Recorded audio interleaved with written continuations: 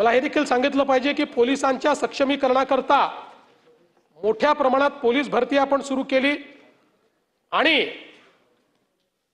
एक रेकॉर्ड आपण केला आहे की अगदी लगतच्या 22 ते 25 या 3 वर्षाच्या कालावधीमध्ये महाराष्ट्रामध्ये 38,802 पोलिसांची भरती आपण केलेली आहे. 38,802 आणि 13,560 नवीन भरतीचा प्रस्ताव आपण आणलेला आहे. हा रेकॉर्ड आहे.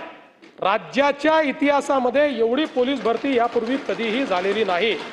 म्हणजे हे जर आपण पूर्ण केलं तर 49,362 पोलिसांची भरती पूर्ण होईल आणि आपण जे नवीन आकृतीबंध वगैरे तयार केलेले आहेत त्यानुसार पोलिसांची संख्या एकदम आपल्याला रीच करता येणार नाही, पण यांनी जवळपास त्याच्या जवळ आपण पोहोचण्याचा प्रयत्न हा या निमित्ताने करणार आहोत हे देखील मला सांगितलं पाहिजे.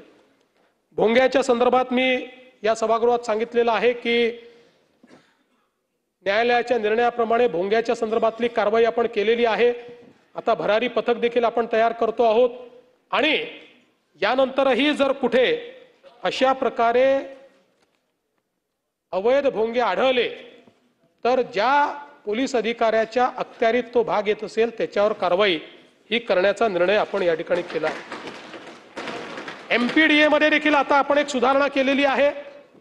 आता जुगार, बेकायदेशीर लॉटरी, व्हिडिओ पायरसी, अत्यावश्यक वस्तूंचा काळा बाजार, मानवी अपव्यापार अशा इसमांवरही इतर कायद्यांसोबत आता MPDA देखील आपल्याला लावता येणार आहे. अशा प्रकारची व्यवस्था याच्यामध्ये करण्यात आलेली आहे. विचार करू. नवीन 3 कायद्यांची गतिमान अंमलबजावणी करणं, पीडितेला लवकर न्याय मिळेल अशा प्रकारे पीडितेच्या भाषेमध्ये FIR, e-FIR, email, electronic record याला आता मान्यता मिळालेली आहे. इलेक्ट्रॉनिक समन्स आता आपल्याला पाठवता येतं. द्वेष पसरवणे, मॉब लिंचिंग असे गुन्हे आता परिभाषित झालेले आहेत. सगळ्या गुन्ह्यांमध्ये 90 दिवसाच्या आत आता तपास करायचा ही टाइमलाईन ठरवण्यात आलेली आहे. अर्थात महिलांविरुद्धच्या गुन्ह्यात 60 दिवसाचीच टाइमलाईन ठरवण्यात आली आहे आणि आता फॉरेन्सिक एव्हिडन्सला सगळ्यात जास्त महत्त्व प्राप्त झालेलं आहे आणि 7 वर्षापेक्षा जास्ती शिक्षेचे जे सगळे गुन्हे आहेत या गुन्ह्याचा तपास हा फॉरेन्सिक व्हॅननीच करायचा आहे. ती व्यवस्था आपण केली आहे. क्राईम सीनवर आता फॉरेन्सिक टीम त्या ठिकाणी जाईल. क्राईम सीनचा पूर्ण व्हिडिओग्राफी केली जाईल. एव्हिडन्स कलेक्ट करत असताना त्याची व्हिडिओग्राफी केली जाईल.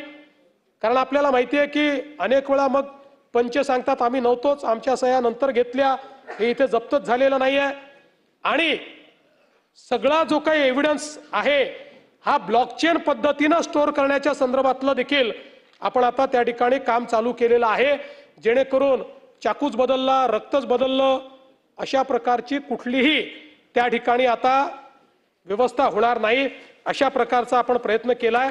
आणि या नवीन कायद्याने सगळ्यात चांगलं जर काही केलं असेल तर या नवीन कायद्यामध्ये क्रिमिनल जस्टिस सिस्टीम मध्ये प्रॉसिक्युशन किंवा डिफेन्स 2 पेक्षा जास्त तारखा मागू शकणार नाही अशा प्रकारचा नियम या नवीन कायद्याने केलेला आहे. त्यामुळे